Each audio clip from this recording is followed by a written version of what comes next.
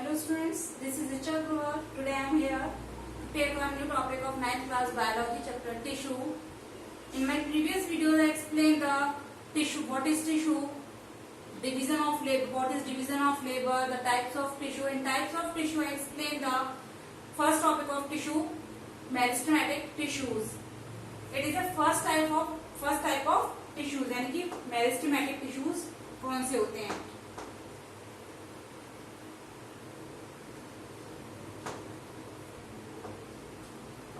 Meristematic tissues. Now, further tissue is divided into permanent tissue, and the permanent tissue is further divided into simple tissue, simple permanent tissue, and now next is complex permanent tissue. See, in simple permanent tissue is further divided into supportive and protective simple permanent tissue. In simple permanent tissue में supportive tissue में जो tissues work करते हैं as a support, यानी कि जो plant को support provide कराते हैं, they are parenchyma, collenchyma and sclerenchyma. Sclerenchyma is further divided into two parts, sclereids and fibre. Now next is simple permanent tissue is protective, यानी कि जो टिश्यू प्लांट को प्रोटेक्शन प्रोवाइड कराते हैं, these tissues are called protective tissue and the protective tissues are epidermis and cork. These are the two types of protective tissue. Now next topic is complex permanent tissue. Complex permanent tissue is further divided into two parts, xylem and phloem. Xylem and phloem both are the conductive tissue and as well as they are called as vascular tissue because they conduct the food and water in the plant body. Xylem conduct water whereas phloem conduct food in plant body. So xylem is present where? In the roots and phloem is present in leaves because food is prepared in the leaves and water is absorbed by the roots from the soil. So xylem is present roots and phloem is present leaves, जहां से ये food और water का conduction करते हैं plant body के different parts में. So let's start the next topic is simple permanent tissue.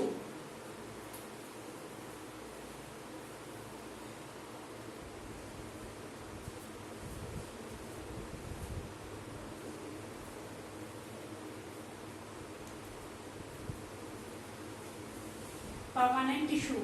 Those cells that lost their dividing capacity. Permanent means जैसा आप वर्ड से समझ रहे हैं, permanent जो यानी कि चीज एक जगह स्थिर हो जाती है, permanent हो जाती है. मैंने आपको बताया था meristematic tissues जो होते हैं they are found on the growing part of the plant body. तो growing part का मीन्स क्या हो गया कि सेल में डिवाइडेशन होता है, ठीक है. लेकिन permanent में क्या होगा कि वो स्थिर हो जाते हैं, जैसे हैं वैसे ही रहते हैं, ठीक. तो वो सेल्स जो अपनी डिवाइडिंग कैपेसिटी लॉस्ट कर जाती हैं और प्लांट सेल पर परमानेंटली फिक्स हो जाती है, they are called permanent tissue. Those cells that lost their dividing capacity are called permanent tissue. They are also derive from meristematic tissues. ये किससे डिराइव होते हैं, यानी कि इनका ओरिजिन किससे होता है, मेरिस्टेमेटिक टिश्यूज से होता है. अगर आपने मेरा प्रीवियस वीडियोस नहीं देखे हैं मेरिस्टेमेटिक टिश्यूज के तो प्लीज देखिएगा उनको, क्योंकि आगे के टॉपिक्स आपको तभी समझ में आएंगे जब आपको मेरिस्टेमेटिक टिश्यू क्लियर हो जाएगा. Okay. They have definite shape and specialized for carry a specific function or different function of the plant body. Those cells that lost their dividing capacity, इनकी वो cells जो अपनी dividing capacity को खो चुकी होती हैं, lost कर चुकी होती हैं और कहाँ से origin होती है, कहाँ से derived होती हैं, these cells are derived from the meristematic tissues and they have a definite shape and specialized for carry out different functions of the plant body. They are the characteristics of permanent tissue. Characteristic first is they have a definite shape. यानी कि इनकी shape जो होती है वो definite होती है, इनकी सेल्स में डिवाइडेशन की प्रोसेस नहीं होती है और डिवाइडिंग करने के बाद हर एक सेल में डिवीजन ऑफ लेबर होता है, इनकी वो हर एक पर्टिकुलर फंक्शन को परफॉर्म करती हैं.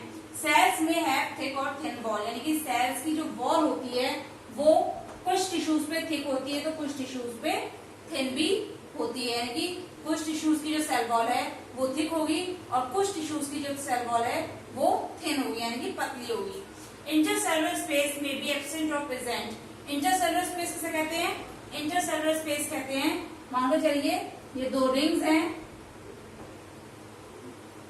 और इसमें अगर हम तीसरा रिंग जोड़ें, ठीक है, तो इसके बीच में जो स्पेस होता है this is called intercellular space, यानी कि सेल्स के आपस में ऐड होने के बाद जो स्पेस बचता है this is called intercellular space. अगर ये कंबाइंडली कॉम्पैक्टली अरेंज होती हैं तो ये इंटरसेलुलर स्पेस एब्सेंट होता है, और कुछ टिश्यूज में ये अगर लूजली पैक्ड होती है देन इंटरसेलुलर स्पेस प्रेजेंट होता है। तो इंटरसेलुलर स्पेस में भी एब्सेंट और प्रेजेंट। कुछ टिश्यूज में सिंपल परमानेंट टिश्यूज में क्या होता है, कुछ सेल्स में इंटरसेलुलर स्पेस प्रेजेंट होता है और कुछ में एब्सेंट होता है।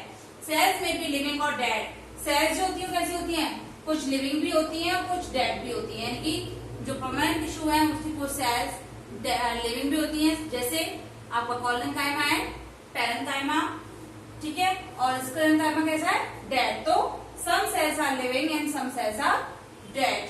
सो हम कह सकते हैं, अगर हम एक कैरेक्टरिस्टिक निकालें इसका, सेल्स में भी डेड और लिविंग। सेल्स जो होती हैं परमानेंट टिश्यू की वो लिविंग और डेड कैसी भी हो सकती हैं। Nucleus is absent in dead cells. Nucleus जो होता है वो डेड सेल्स में एब्सेंट होता है, जबकि स्मॉल साइज का होता है लिविंग सेल्स में। अगर सेल लिविंग है तो उसमें न्यूक्लियस जो होगा वो कैसा होगा, स्मॉल होगा, और अगर सेल डेड है तो वहां पर न्यूक्लियस एब्सेंट होता है, यानी कि डेड सेल में न्यूक्लियस प्रेजेंट नहीं होता है, जबकि लिविंग सेल में उसका साइज होता है वो स्मॉल होता है। तो कह सकते हैं nucleus is absent in dead cell and small in living cell. Now vacuole. Vacuole आपको अगर याद हो तो ये सारे फंक्शंस मैंने आपको, ये जो कैरेक्टरिस्टिक्स हैं ये मैंने आपको सेल चैप्टर में एक्सप्लेन किए थे। अगर आपने चैप्टर 1 यानी कि चैप्टर 5 एनसीईआरटी बुक का चैप्टर 5 फंडामेंटल फ्लूइड सेल पढ़ा हो तो आपको ये सब चीजें पता होंगी। What is thick and thin, what is living and dead, what is nucleus, what is vacuole, these are explain in cell chapter. Okay, अगर आपने नहीं देखे हैं then go to my YouTube channel Biology Tutorial Richa Agarwal and watch the videos. Okay, now vacuole is present और absent. Vacuole जो होता है वो कुछ सेल्स में एब्सेंट भी हो सकता है तो कुछ सेल में प्रेजेंट भी हो सकता है, यानी कि जो डेड सेल्स हैं उसमें वो एब्सेंट होगा और जो लिविंग सेल्स हैं उसमें वो प्रेजेंट होगा। Now cells of permanent tissue is not divide. जो मैंने आपको सबसे पहले ही बताया था कि परमानेंट टिश्यूज में जो सेल्स होती हैं वो अपनी डिवाइडिंग कैपेसिटी लॉस्ट कर चुकी होती है, यानी कि they do not have any dividing capacity, यानी कि दो sales which do not have any dividing capacity, यानी कि वो सेल्स जिनमें डिवाइडिंग कैपेसिटी नहीं होती। डिवाइडिंग कैपेसिटी मीन्स एक सेल है, एक सेल से दो सेल्स बनना, 2 से 4 का बनना, 4 से 8 का बनना। This is a dividing capacity, क्योंकि जब ये सेल्स जितनी ज्यादा सेल्स डिवाइड होंगी वो सेल्स डिवीजन होगा तो उसमें ग्रोथ होगी, लेकिन जो परमानेंट टिश्यूज होते हैं उनमें कोई भी ग्रोथ नहीं होती। ग्रोथ कहाँ पाई जाती है, मेरिस्टेमेटिक टिश्यूज में। So meristematic tissues are also called growing tissues. I hope all of you understand the permanent tissue and the characteristics of permanent tissue. Now next topic is differentiate between the meristematic tissue and permanent tissue.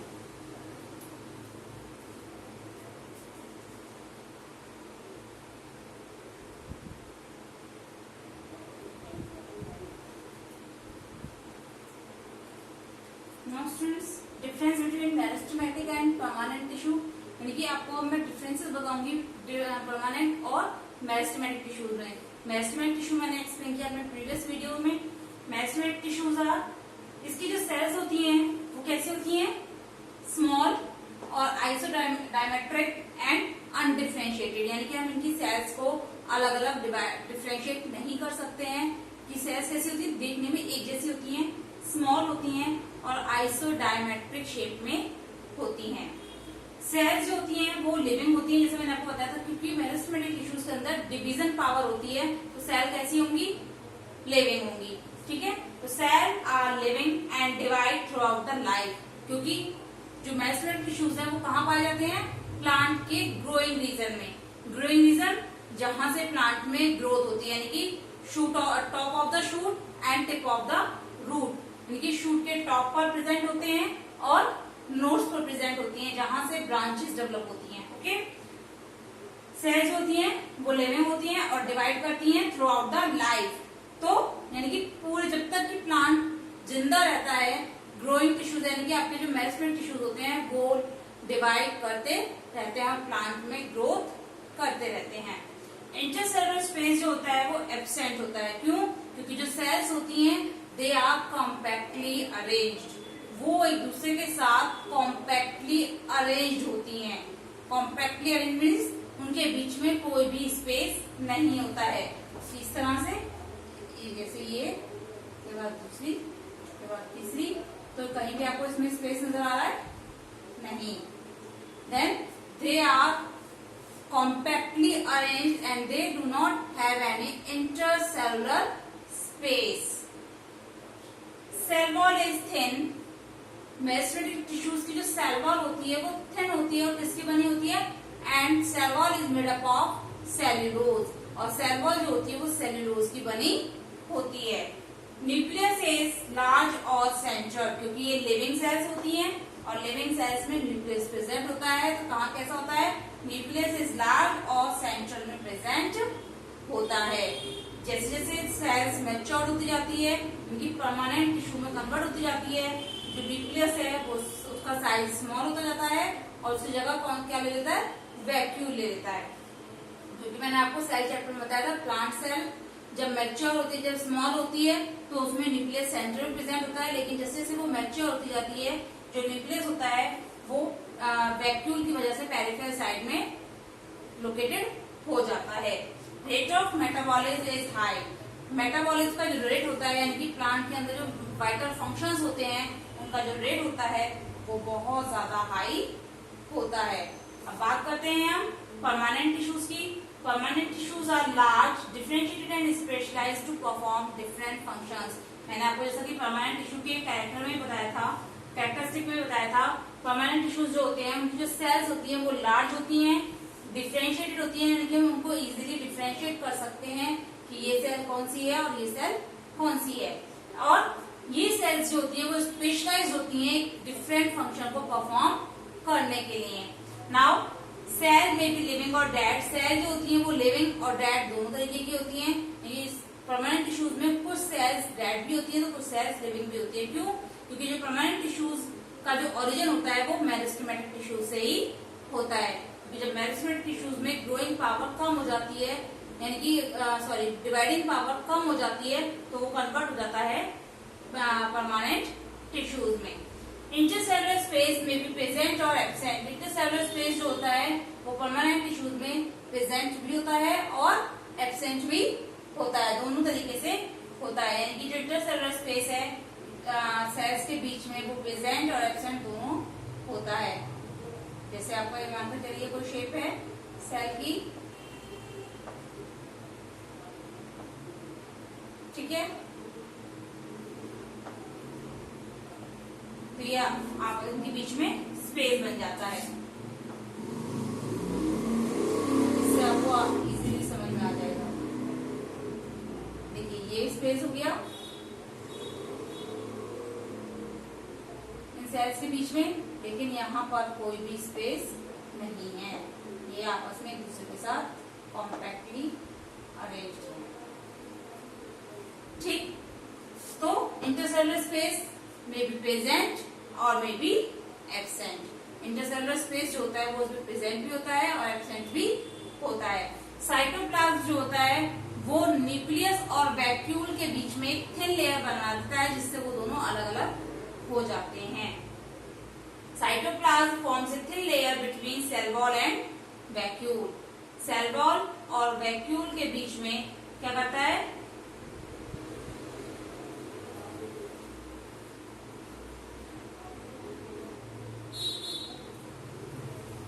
Cytoplasm जो होता है वो cell wall और vacuole के बीच में एक thin layer बनाता है। वैक्यूल के बीच में कैसे और सेल वॉल के बीच में कैसे? क्योंकि जो वैक्यूल होता है वो धीरे धीरे लार्ज हो जाता है और सेल के लगभग 90% पार्ट को कवर कर लेता है। तो जो साइटोप्लाज्म होता है वो उस वैक्यूल और सेल वॉल के बीच में एक पतली सी लेयर बनाता है जिससे ये दोनों अलग अलग रहते हैं। न्यूक्लियस इन स्मॉल, न्यूक्लियस जो होता है वो इसमें स्मॉल होता है, जबकि मेरिस्टेमेटिक टिश्यूज में न्यूक्लियस लार्ज होता है। और स्मॉल भी किसमें होता है? लिविंग सेल में स्मॉल होता है, लेकिन डेड सेल में एब्सेंट होता है, जैसा कि मैंने आपको आपके previous characteristics of permanent tissue में बताया था। Large central vacuole is present, मैंने बताया था जब सेल लिविंग होती है तो उसमें जो न्यूक्लियस होता है वो सेंट्रल में प्रेजेंट होता है, लेकिन जैसे जैसे सेल मैच्योर होती जाती है उसकी न्यूक्लियस के स्थान पर वैक्यूल आ जाता है और वो इसके स्पेस को कवर कर लेता है और न्यूक्लियस को एक पेरिफेरल साइड प्रोवाइड कराता है, यानी लोकेट कर देता है। तो परमानेंट टिश्यूज में लार्ज सेंट्रल वैक्यूल प्रेजेंट होता है, यानी कि वैक्यूल जो होता है वो लार्ज होता है और सेंट्रल प्रेजेंट होता है। नेक्स्ट, मेटाबॉलिक रेट जो होता है वो परमानेंट टिश्यू में कैसा होता है? स्लो होता है, जबकि मेरिस्टेमेटिक टिश्यूज में हाई होता है। So these are the differences. एक बार दोबारा से रीड कर देती हूँ।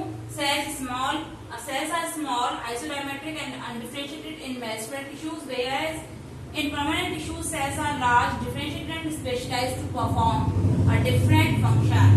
Whereas meristem tissues cells are living and divide throughout the life.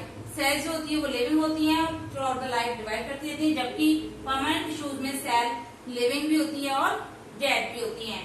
In meristematic tissues intercellular space is absent in between the cells, cells के बीच में इंटरसेलुलर स्पेस एब्सेंट होता है, जबकि परमानेंट टिश्यूज में इंटरसेलुलर स्पेस प्रेजेंट और absent दोनों तरीके का होता है। यानी कुछ परमानेंट टिश्यूज में इंटरसेलुलर स्पेस प्रेजेंट होता है तो कुछ में एब्सेंट होता है। Cell wall is thin, cell wall thin होती है इन मेरिस्टेमेटिक टिश्यूज और सेल्यूलोज की बनी होती है, जबकि परमानेंट टिश्यूज में जो साइटोप्लाज्म है वो वैक्यूल और सेल वॉल के बीच में एक क्या लेयर बनाता है? थिन लेयर बनाता है। और मेरिस्टेमेटिक टिश्यूज में जो न्यूक्लियस होता है वो लार्ज और सेंट्रल होता है, जबकि परमानेंट टिश्यूज में न्यूक्लियस कैसा होता है? स्मॉल होता है और वैक्यूल कैसा होता है? लार्ज सेंट्रली लोकेटेड होता है। मेरिस्टेमेटिक में क्या होता है? Nucleus large and central located होता है, जबकि परमानेंट में वैक्यूल लार्ज और सेंट्रल लोकेटेड होता है। Metabolic rate of meristematic tissues is high, whereas in permanent tissue metabolic rate is slow. Now next topic is the types of permanent tissue.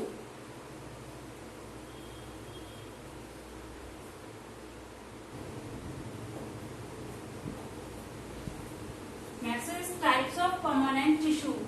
Permanent tissues के type, मैंने meristematic tissues का आपको type बताया था। There are 3 types of meristematic tissues. First is apical meristem, second lateral and third is intercalary meristem. Now next is types of permanent tissues. Types of permanent tissues based on the type of the cell present in plant body, the permanent tissues are classified as simple and complex permanent tissue. यानी कि जो sales plant body में जो cells present होती हैं उनके आधार पर permanent tissues को 2 टाइप्स में क्लासिफाइड किया गया है, जिसमें simple permanent tissue and complex permanent tissue. In simple permanent tissues में जो होती हैं, these cells are made up of only one type of cells which are similarly in structure and function. यानी कि जो simple permanent tissue, simple means जिनका जो structure होता है वो बहुत ज्यादा साधारण यानी सिंपल होता है, इजीली हम उसको स्टडी कर सकते हैं, उसको उन्होंने कहा है simple permanent tissue. Simple permanent tissue जो होते हैं they are made up of only one type of cells. ये cells जो होती है वो केवल, ये tissues जो होते हैं वो केवल एक टाइप की cells के द्वारा बने होते हैं जो फंक्शनली और स्ट्रक्चरली सेम होते हैं। यानी कि जिन सेल्स का स्ट्रक्चर और फंक्शन बोथ आर सेम, दोनों सेम होते हैं, they are made up of simple permanent tissue. Way simple permanent tissues को बनाते हैं। सिंपल परमानेंट टिश्यूज जो होते हैं वो सपोर्टिव और प्रोटेक्टिव होते हैं नेचर में। सपोर्टिव मीन्स यानी कि जो प्लांट बॉडी को सपोर्ट प्रोवाइड कराते हैं, यानी कि जो प्लांट बॉडी को सपोर्ट देते हैं। जैसे कि हम जानते हैं प्लांट बॉडी में लोकोमोशन की प्रोसेस नहीं होती है, तो अगर उन्हें अपने आप को एक्सटर्नल इंजरीज से बचाना होता है, एनवायरमेंटल इंजरीज से बचाना होता है, तो उनकी बॉडी पर प्रोटेक्टिव टिश्यू और सपोर्टिव टिश्यूज प्रेजेंट होते हैं जो प्लांट बॉडी को सपोर्ट करने के साथ साथ प्रोटेक्शन भी प्रोवाइड कराते हैं from the external environment. Human beings, other animals और ऑर्गेनिज्म जो होते हैं उनमें लोकोमोशन की प्रोसेस होती है और वो अपने आप को एक्सटर्नल एनवायरनमेंट से प्रोटेक्ट भी कर सकते हैं। जैसे एक्सटर्नल एनवायरनमेंट से जो हमारा क्लाइमेट है, टेम्परेचर है, उसमें क्या होता है कि जैसे अगर हमें ज्यादा गर्मी लग रही है तो हम क्या करते हैं, अपने लिए कोई ऐसे शेडेड प्लेस ढूंढ लेते हैं या शेडेड प्लेस बना लेते हैं। लेकिन क्या प्लांट ऐसा कर पाते हैं? नहीं।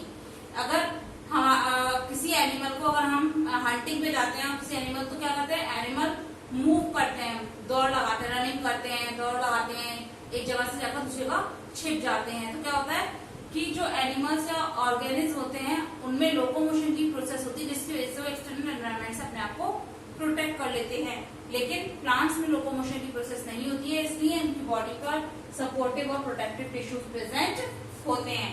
सपोर्टिव टिश्यूज जो होते हैं वो प्लांट को सपोर्ट और स्ट्रेंथ प्रोवाइड कराते हैं और जो प्रोटेक्टिव टिश्यूज होते हैं वो प्लांट बॉडी को प्रोटेक्शन प्रोवाइड कराते हैं। Now one time revision is types of permanent tissue based on the type of the present cells present. The permanent tissues are classified as simple and complex permanent tissues. First is simple permanent tissues. These tissues are made up of only one type of structurally and functionally same cells. These tissues are supportive and protective in nature. Supportive tissue provides support and strength to the plant, and protective tissues provide protection to the plant body. These are the simple permanent tissue. In next topic, I am explaining the types of simple permanent tissue. Simple permanent tissues आपके कौन कौन से हैं? First is supportive, and second is protective. First is supportive and second is protective. Supportive tissue is further divided into three parts. First is parenchyma, collenchyma, and last is sclerenchyma. And protective tissues are epidermis and core. Now I am explaining the first of all supportive tissue and then now protective tissue.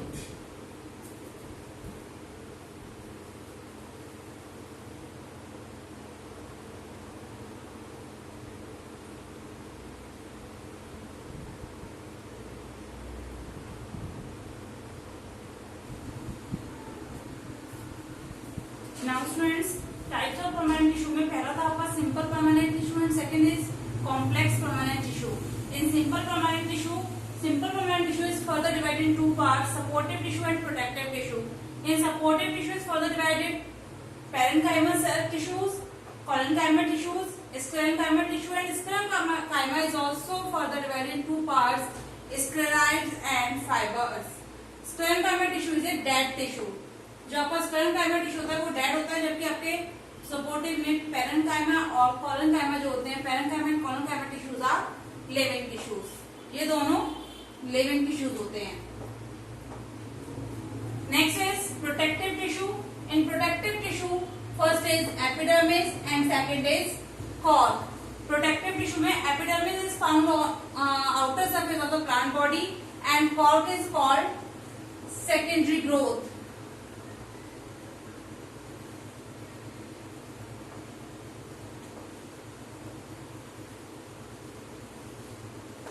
Cork के माध्यम से ही हम plant की as भी पता कर सकते हैं, because in cork there are the so many rings which tells about the age of plant body. यानी प्लांट बॉडी की कितनी एज है वो उस प्लांट के बारे में बताती हैं।